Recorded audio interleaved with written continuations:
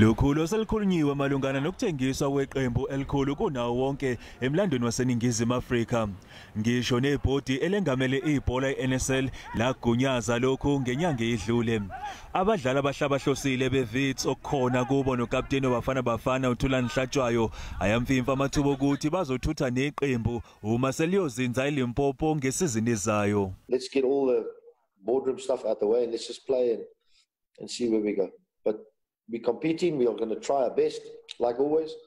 We've got a good bunch of guys, good mentality, and then hopefully can see us through. Abanye abadlali kwababebukhali eqenjini sebevele bazitholele amanye amakhaya.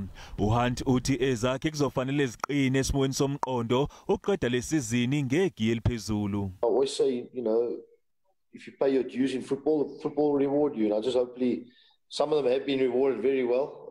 Obviously got much better contracts than they've got now going forward. Ngakolunye uhlangothi iMamelodi Sundowns semkhankasweni wokunqoba izindebe ezintathu kulesizini.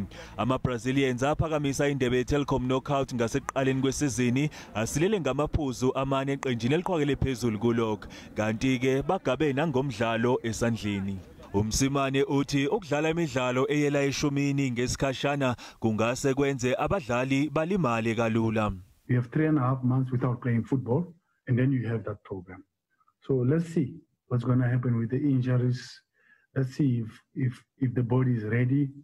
So it's for us to make sure we manage the games, we manage injuries. Isemifinal yokuqala izoba phakathi kweBaroka FC kanye neBloemfontein Celtic ngehora lesibili ntambama. Kanti ke umdlalo wesibili uzoba phakathi kweMamelodi Sundowns neVits emva kwesigamu olubumbene ihora lesikhombisa. Yomibili lemidlalo uzosakazelwa yona bukhoma kuSABC 1.